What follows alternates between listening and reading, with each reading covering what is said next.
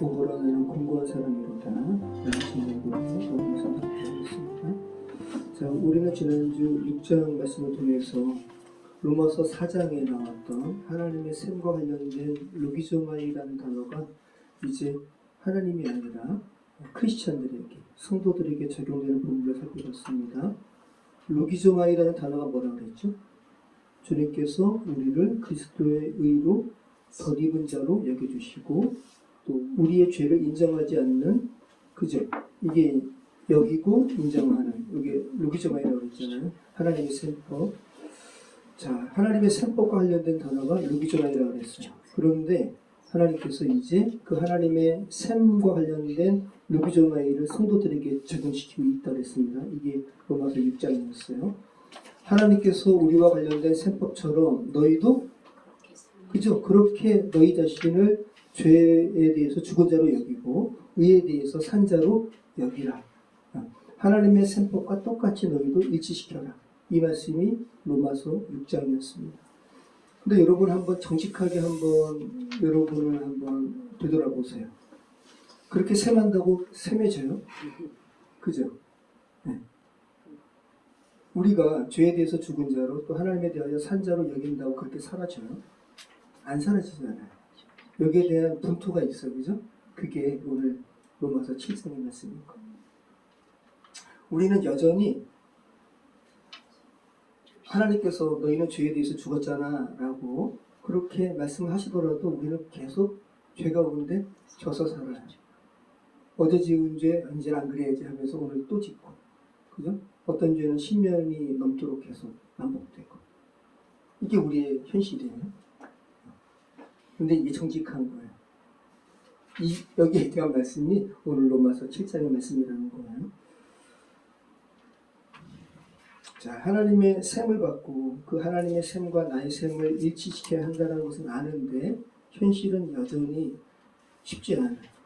그렇게 살지 못하는 그러한 처절한 그 상황과 관련된 본문이 오늘 로마서 7장의 내용이라는 것. 자, 우리가 지난주에 봤습니다. 큰 흐름으로 1장에서 5장까지가 어떤 내용이라고 했죠? 1장에서 서론의 하나님의 의, 믿음으로 말미암는 의에 대한 주제를 선포하고 그 다음에 우리를 다 죄 가운데 노출시켰어요. 그죠? 그 다음에 3장에서 이제 그리스도의 의, 다른 의가 나타나고 4장에서는 하나님의 셈법, 그죠? 그 다음에 5장은 하나님의 비대칭, 하나님의 은혜의 비대칭, 더욱더라는 그 단어로, 그죠? 폴로 말론이라는 단어로 인간의 죄성과 하나님의 은혜를 극대화시켜가지고 하나님의 은혜 가운데 너희가 지금 살아가는 거야 라는 것을 말씀했잖아요. 그죠? 그러면 로마서 1장부터 5장까지가 한마디로 이야기하면 칭의와 관련된 거고, 그죠? 로마서 6장부터 8장까지가 하나님의 칭의, 의롭다 여김을 받았으면 이제 우리는 어떻게 살아야 돼요? 네, 그렇게 의롭다 여김을 받은 사람답게 살아야 되죠. 이게 성화죠. 하나님의 셈법처럼 너희도 그렇게 동일하게 여겨라. 이게 6장이고 오늘 7장은 그런데 그렇게 살지 못하는 우리의 현실, 우리의 분투에 대해서 나오고, 그래서 이제는 8장에서는 너희는 그렇게 못 살아. 그죠? 하나님의 성령의 법. 그죠? 그래서 이제 성령의 법에 대한 부분이 이제 다음 주 8장에 나오는 거예요. 자, 자연스럽게 지금 6장, 7장, 8장 가운데 오늘 우리가 살펴보는 7장의 위치가 보입니다. 6장은 승리의 선언이고 너는 이제 죄의 종이 아니다. 그렇게 이제 죄의 종이 아닌 것처럼 너도 여겨라. 그런데 8장은 더 큰 승리의 선언이죠. 이제 그리스도 예수 안에 정죄함이 없다. 7장이 그 가운데 있다는 거예요. 그 두 큰 승리의 봉우리 사이에 7장이라는 계곡이 있어요. 바울이 고백하는 오호라 나는 공고한 사람이다. 누가 저와 상황에 보면서 나를 구출해 줄 수 있으리요. 이러한 절규가 터져나오는 곳이 이 7장이라는 골짜기. 자, 그런데 여러분 만약에 6장에서 너희는 이제 죄의 종이 아니고 의의 종이다. 이 6장의 고백이 나온 다음에 바로 이제 그리스도 예수 안에 이제 정죄함이 없다라는 8장으로 갑자기 가버리면 좀 뭔가 진리는 진리인데 우리 삶은 그렇게 못 사니까 뭔가 이렇게 괴리감이 느껴질 거예요. 근데 7장이 있잖아요. 거기 7장, 그래서 이 7장으로 말미암아 복음이 더 복음답게 여겨지는 거예요. 그렇잖아요. 하나님의 셈법으로 우리 자신에게도 적용하면 끝, 그 다음에는 승리뿐이라고 그렇게 공식처럼 해버리면, 근데 우리가 그렇게 살지 못하는데 얼마나 이게 이 기독교 복음은 형이상학적인 것이구나. 그냥 이렇게 좋은 말씀일 뿐이네. 그렇지 않다라는 거죠. 7장이 있어요. 그래서 7장 때문에 저와 여러분을 살린다는 거. 7장을 통해서 우리의 분투를 보면서 이 7장이 없으면 우리의 맨날 넘어짐을 통해서 나는 가짜 그리스도인인가 봐. 근데 이 7장을 통해서 온전한 그리스도로 가기 위해서 이런 분투가 반드시 있는 거구나. 나 지극히 정상이구나. 이것을 우리 7장 통해서 말씀하고 있다는 거. 자, 우리 한번 1절부터 6절까지 우리 같이 읽어보도록 하겠습니다. 형제들아, 내가 법안을 자들에게 말하노니 너희는 그 법이 사람이 살 동안은 그를 주관하게 하지 못하느냐. 남편이 있는 여인이 그 남편 생전에는 법으로 그에게 매이가 되나 만일 그 남편이 죽으면 남편의 법에서 벗어나느니라. 그러므로 만일 남편 생전에 다른 남자에게 가면 오느니라. 그러나 만일 남편이 죽으면 그 법에서 자유롭게 되나니 다른 남자에게 갈지라도 옥문에 되지 아니하느니라. 그러므로 내 형제들아, 너희도 그리스도의 영으로 말미암아 율법에 대하여 죽임을 당하였나니 이는 다른 곧 죽은 자 가운데서 살아나신 이에게 가서 우리가 하나님을 위하여 열매를 맺게 하느니라. 우리가 육신에 있을 때에는 율법으로 말미암는 죄의 정욕이 우리 지체 중에 역사하여 그리고 사망을 위하여 열매를 맺게 하였더니 이제는 우리가 얽매였던 것에 대하여 죽었으므로 율법에서 벗어났으니 이러므로 우리가 너희 새로운 것으로 섬길 것이요 율법 종류에 묻은 것으로 아니할지니라. 자, 7장은 율법 이야기를 시작합니다. 바울이 특별히 당시의 결혼 관습과 관련해서 율법과 그리스도인의 관계를 설명하고 있어요. 남편이 있는 여인이 그 남편 생전에는 법으로 그에게 매인바 되었다는 거죠. 그죠? 만약에 남편이 살아있는데 다른 남자와 통관하면 음녀가 되는 거죠. 그죠? 근데 남편이 죽으면 그 법에서 자유롭게 되어서 은별의 소리를 안 들어요. 이 그리스도와 함께 죽음으로 우리가 그죠? 율법의 어떤 매임에서 풀려났잖아요. 이제는 우리가 얽매였던 것에 대하여 죽었으므로 율법에서 벗어났으니 이러므로 우리가 영의 새로운 것으로 섬길 것이요 율법 조문에 묻은 것으로 아니할지니라. 여기서 이제 두 가지 섬김이 대조되는데 하나는 영의 새로운, 그죠?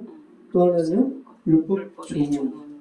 지금 바울이 율법 조문은 나쁘고 그리스도 안에 새로운 삶은 단순히 좋다라는 그런 단순한 대비를 말하는 게 아니에요. 그리스도 안에서 죽은 사람은 율법 조문과는 율법 조문의 얽매인 삶과는 비교할 수 없을 정도의 새로운 어떤 삶 가운데 이제 살아간다라는 부분을 이야기하는 거예요. 자, 그러면 7절 말씀 보면 7절 한번 읽어보겠습니다. 그런즉 우리가 무슨 말을 하리요? 율법이 죄냐? 그럴 수 없느니라. 율법으로 말미암지 않고는 내가 죄를 알지 못하겠으니 곧 율법이 탐내지 말라 아니하였더라면 내가 탐심을 알지 못하였으리라. 자, 그러면 율법이 죄냐? 라고 이렇게 물을 때 바울이 이야기하는 거예요. 그럴 수 없다고. 율법은 죄가 아니고 율법은 로마서 4장에서 나온 말씀과 똑같아요. 죄를 깨닫게 하는 거라고. 자, 우리 8절에서 우리 11절 말씀 같이 읽어보겠습니다. 그러나 죄가 기회를 타서 계명으로 말미암아 내 속에서 온갖 탐심을 이루었나니 이는 율법이 없으면 죄가 죽은 것입니다. 전에 율법을 깨닫지 못했을 때에는 내가 살았더니 계명이 이르기에 죄는 살아나고 너는 죽었도다. 생명에 이르게 할 그 계명이 내게 대하여 도리어 사망에 이르게 할 것이 되었도다. 죄가 기회를 타서 계명으로 말미암아 나를 속이고 그것으로 나를 죽였는지라. 8절 말씀에 아주 무서운 얘기가 나오죠. 죄가 기회를 타서 계명으로 말미암아 내 속에서 온갖 탐심을 이루었나니. 그러니까 지금 우리가 읽은 요 8절에서 10절 말씀 보면 우리의 현실을 그냥 폭로하고 있어요. 하지 말라고 하면 더 하고 싶은, 그죠? 먹지 말라고 하면 더 먹고 싶은. 창세기 3장에 그 선악과 말씀이랑 지금 똑같잖아요. 우리의 죄성을 지금 폭로하는 거죠.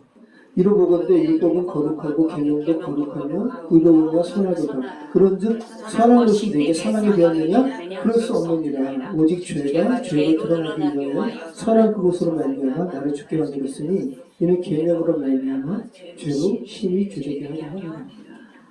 율법과 계명은 선해요.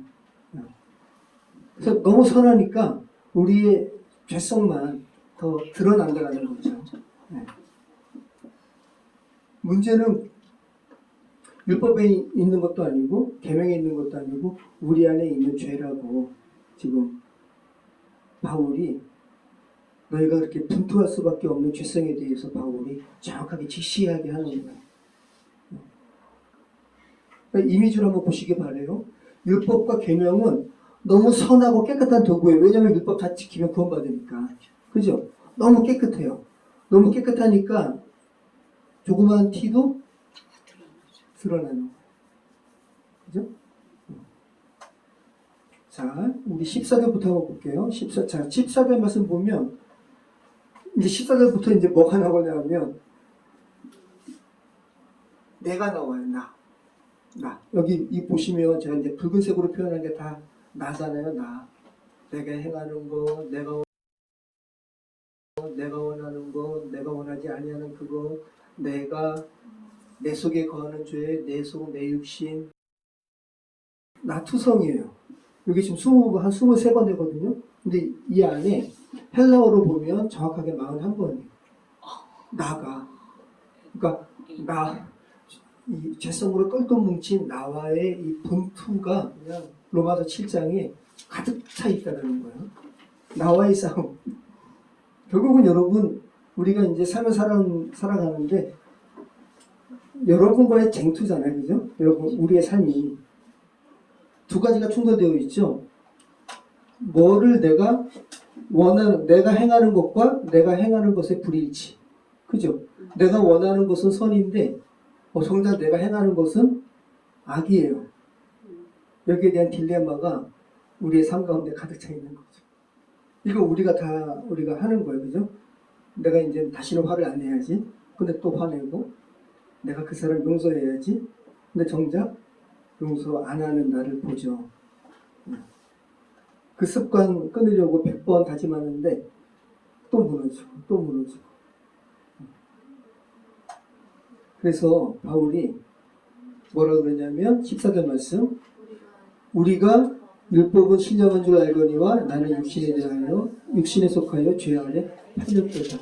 그래서 우리 상태를 바울이 뭐라고 그러냐면 팔렸다라고 이야기합니다.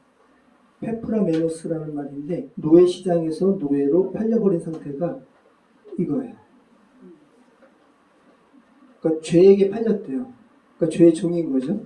우리가 지난주 6장에서 살펴본 둘로스, 이게 종이거든요.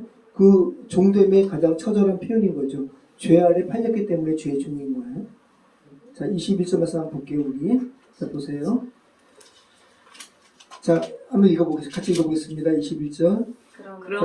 그러므로 내가 한 법을 깨달았노니 곧 선을 행하기 원하는 나에게 악이 함께 있는 것이로다. 내 속사람으로는 하나님의 법을 즐거워하되 내 지체 속에서 한 다른 법이 내 마음에 법과 싸워 내 지체 속에 있는 죄의 법으로 나를 사로잡는 것을 보는도다. 보세요, 여러분. 내가 한 법을 깨달았다. 나는 선을 행하기 원한다. 그런데 크리스찬임에도 불구하고 내 안에 악이 함께 있는 것을 깨달았다. 그런데 이러한 이 참담한 이러한 전투적인 상황 속에서 빛나는 게 있죠. 제가 붉은색으로 해놨잖아요. 그런데 내 속사람은 하나님의 법을 즐거워한다. 이게 참 빛나는 거예요.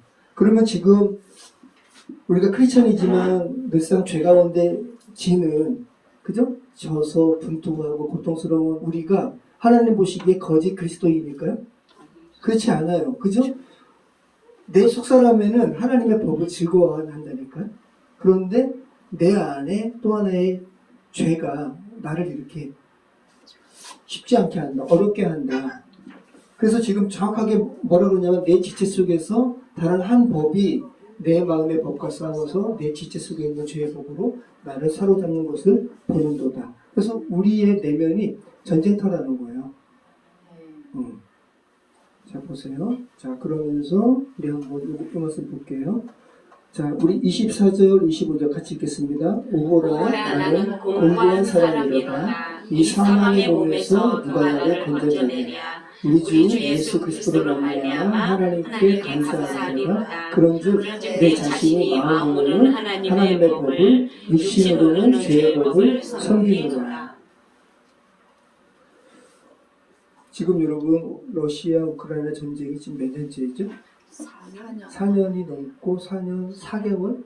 그래서 지금 러시아 우크라이나 전쟁 막 개시될 때 러시아가 압도적으로 진격해가지고 뭐 일주일 만에 끝난다? 뭐 이런 말도 있었잖아요. 그런데 지금 4년이 넘었는데 1차 대전을 지금 넘어섰어요. 그리고 현대 전쟁으로는 굉장히 긴 거예요. 물론 중세 때는 100년 전쟁도 있고 그러지만 현대전은 여러분 그렇지 않아요. 이번에 미국과 이란 전쟁도 끝났잖아요. 지금 4년이 넘는 거는 되게 이례적이라는 거예요. 근데 여기서 이 공고한이라는 게 뭐냐면 이게 전쟁터에 전쟁으로 지친 어떠한 병사의 심정이에요. 이 공고한이. 이게 탈라이 포로스라는 말인데 고난을 오래 견디다 지칠 대로 지쳐서 비참해진 상태가 요 바울이 쓴 공고한 사람이라는 이 표현이에요. 우리는 하나님의 뜻 가운데 살고 싶은데 죄로 말미암아 계속 져요. 그래서 우리 안에 있는 나의 지체가 너무 지쳐버렸어요. 공고한 상태. 이게 러시아 우크라이나 전쟁의 어떠한 병사들의 심정이라는 거예요. 러시아와 우크라이나 병사들의 각각의 몸에 바디캠을 설치해가지고 영상에 어떤 영상이 있냐면 2년 전 영상인데 러시아 군인의 몸에 바디캠을 설치한 거예요. 그리고 그 사람이 이겼어요. 그러니까 이게 공개가 된 거죠. 이제 전투하다 보면 이제 백병전이 일어나잖아요. 참호 속에서 러시아 군인과 우크라이나 군인이 백병전을 한 거예요. 근데 러시아 군인 보니까 약간 이 연해주 지역의 약간 동양계 얼굴의 러시아 사람이에요. 근데 진짜 용사인가 봐요. 러시아 군인과 우크라이나 군인이 막 싸우다가 우크라이나 군인이 당신 진짜 용사라고 잠깐 쉬죠. 그만하자고. 그리고 엄마 안녕하고 그래서 죽었어요. 이 사람들의 심정이 공고한 상태라는 거예요. 바울이 죄와 싸우는 분통하는 저와 여러분의 심정을 이 상태로 표현하고 있는 거라고요. 그러면서 지금 뭐라 그래요? 오호라 나는 공고한 사람이로다. 그죠? 그 다음에 고백이 뭐냐면 우리 주 예수 그리스도로 말미암아 하나님께 감사하리로다. 이게 지금 우크라이나와 러시아 이 병사에게 있어서 감사하다라는 이 고백은 어떨 때 감사하다는 고백을 하게 될까요? 이 전쟁의 상황을 종식시키는 어떤 누구가 있다면 감사하리로다. 그죠? 우리 다시 한번 읽어보겠습니다. 오호라 나는 공고한 사람이로다. 이 사망의 몸에서 누가 나를 건져내랴. 누가라는 이제는 내가 아니라 이 전쟁에서 자유케 된 다른 구원자를 부르는 첫 호칭이 나오는 거예요. 누가 나를 건져내랴. 그러면서 하나님께 대한 감사함을 표현하는 거예요. 감사합니다 하나님. 이 전쟁이 내 힘으로 끝나는 게 아니라 당신으로 말미암아 예수 그리스도로 인해서 이 전쟁이 끝나는군요. 감사합니다. 라는 고백이 여기 나오고 있는 거예요. 여러분 이 공고한이라는 탈라이 포로스라는 이 단어 고난을 오래 견디다 지칠 대로 지쳐서 비참해진 이 상태 이 단어가 이건 헬라어니까 헬라어 성경에 신약 성경에 딱 2번 나와요. 언제 나오겠어요? 2번 중에 한 번은 여기 지금 우리가 읽는 요 본문 또 한 번은 요한계시록에 예수님께서 어떤 교회에 책망했죠. 라우디게아 교회. 너희는 부자다. 자, 한번 볼까요? 여기 나와요. 여기. 같이 읽어보겠습니다. 계시록 3장 14, 17절 내가 말하기를 나는 부자야 부유하여 부족한 것이 없다 하나 내 공고한 것과 가난한 것과 눈먼 것과 벌거벗은 알지 못하는 거다. 라오디게아 교회가 제가 선지순례 갔다 왔잖아요. 되게 부자예요. 온천이 막 흘러나와가지고 엄청난 데예요. 그런데 지금 이 사람들이 실제로는 부자긴 부자인데 실제로는 공고한 상태라는 거예요. 근데 이 사람들은 자신의 공고한 상태를 모른다고 이야기하고 있어요. 그러면 엄밀히 이야기하면 이 공고한이라는 단어가 두 번 나오는데 로마서에서 나오는 이 공고한이라는 부분과 라오디게아 이 계시록에 나오는 이 공고한 이 두 부분 중에 어느 게 긍정적인 거예요?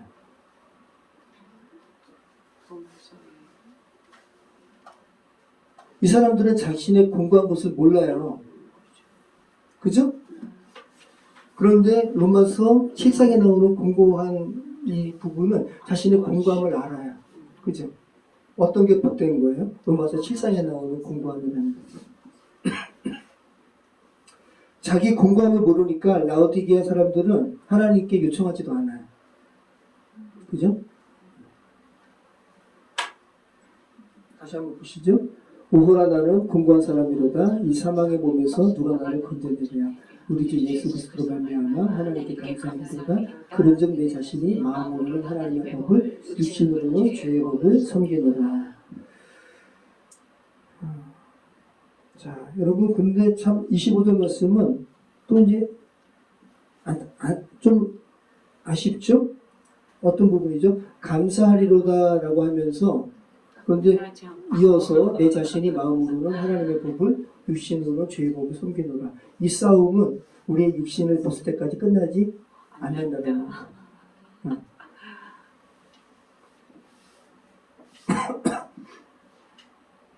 구원받으면 내 안에 있는 죄성과의 싸움이 다 종식된다는 게 아니에요. 자동으로. 우리는 계속 분투한다라는 거예요. 그런데 우리는 이제 질지도 모르는 분투가 아니죠. 그리스도 안에서 이미 승리한 싸움을 살고 있어요. 거기에 대한 말씀을 우리 7장 말씀에서 지금 하고 있다는 걸 여러분 기억하시길 바라요. 이런 말씀 정리하겠습니다. 여러분 이 7장 말씀이 당시 로마 교회는 두 부류의 사람들로 이루어진 공동체라고 했잖아요. 첫 번째는 유대인 그리스도인들, 두 번째는 이방인 그리스도인들. 이 각각에게 로마서 7장 말씀이 어떻게 들렸을까 한번 생각해 보시기 바라요. 유대인 그리스도인들은 자신들이 유대인이에요. 율법을 다 지키려고 했지만 율법을 지킬 수가 없잖아요. 그래서 율법을 나 또 못 지켰네. 여기에 대해 비참함이 있었는데 이 로마서 그죠? 7장 말씀을 통해서 바울이 뭐라 그러는 거예요? 율법은 못 지켜. 이제 그리스도 안에서 그리스도가 지키는 거야라는 이 부분으로 얼마나 유대인들이 자유함을 얻었을까요? 그죠? 이방인은 이방인 그리스도인인데도 자신의 의지대로 막 착하게 살려고 했는데 그렇지 못하고 여전히 죄의 법이 막 자기를 엄습하는 것을 알고 있었잖아요. 근데 거기에 대해서 정확하게 바울이 베베이를 통해서 말씀하니까 이방인들은 또 이방인들은 또 자유함을 얻고 생각해 보시기 바라요. 자, 이 유대인 그리스도인이나 헬라인 그리스도인에게 모두 지금 같은 부분으로 지금 결론을 맺고 있다는 거. 여러분 영화 속에서 늪에 빠지면 허우적거릴수록 더 빨리 속도를 늪에서 살아나는 것은 자기가 허우적거려서 사는 게 아니라 외부에서 뭐가 이렇게 나와야 돼. 그거 잡고 나와야지 늪에서 벗어날 수 있는 거예요. 물에 빠진 거랑 똑같죠. 우리가 이 로마서 7장 말씀이 나로 이렇게 지번복이 되어 있잖아요. 우리말 성경으로는 23번, 헬라어 성경으로는 41번. 나의 늪이에요. 그죠? 나의 늪이에요. 나 왜 그랬지? 나 왜 이거 좀 못 일이지? 나의 늪이에요. 그래서 오호라 나는 공고한 사람이로다. 그러면서 그 다음에 누가 나를 이 사망의 몸에서 건져줄고 하면서 누가라고 예수 그리스도를 요청하고 있어요. 정확하게 복음이 다시 한번 나라는 늪 가운데 잔뜩 이렇게 지금 빠져가지고 죽어가는 상황 가운데 예수 그리스도로 다시 한번 이렇게 말씀하고 있다는 거 여러분 기억하시기 바라요. 저와 여러분 속에 하나님의 법을 즐거워하는 마음이 있는데 여러분 안에 있는 죄성으로 말미암아 이렇게 고통스럽고, 그것이 오늘 말씀을 통해서 여러분에게 말씀하시는 바는 여러분이 진짜 그리스도인이라고 이야기하는 거예요. 여러분이 그리스도인이 아니면, 하나님의 자녀가 아니면 하나님의 법을 즐거워하지도 않고, 그죠? 죄 가운데 이기려고 분투하지도 않죠. 근데 여러분 안에 그 분투로 말미암은 어떤 괴로움이 있다면 하나님께서는 지금 뭐라고 하시냐면 지금 그리스도인이 밟아가는 과정이 지금 있다고 말씀하고 있는 거예요. 자, 여러분이, 저와 여러분 여전히 지금 분투를 하고 있습니다. 그런데 그 분투는 그리스도 안에서 이미 승리한 분투라는 거 여러분 기억하시면서 잘 감당하시면 승리되셨으면 좋겠습니다. 참 좋으신 하나님 감사합니다. 오늘 나아가는 여러분 늪으로 가득한 가운데 허우적거리는 우리 그런 고난의 삶 가운데 헤어나올 수 있는 것은 예수 그리스도의 손을 붙들고 나오는 것밖에 없다는 보고 계신 하나님 주시면 감사합니다. 주께서 원하시는 그런 성화의 삶을 살아갈 수 있도록 하나님 함께 해주시옵소서. 예수 그리스도 이름으로 기도합니다.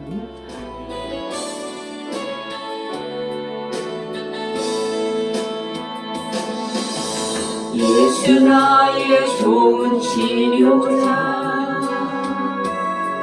그의 눈이 머무는 곳은 나의 슬픔과 고통, 고개를 들어 그의 눈을 볼 때에 평안해. 예수 나의 좋은 치료자, 예수 나의 좋은 치료자, 그의 손길이 닿는 곳은 나의 상처와 아픔, 영원히 흐를 것 같았던 눈물을 감싸네. 예수 나의 치료자, 나 노래하리라. 저 나를 돌아보시 구세 주를 찬양해. 하늘 닿는 곳까지 내 손을 들라. 예수 나의 치료자, 나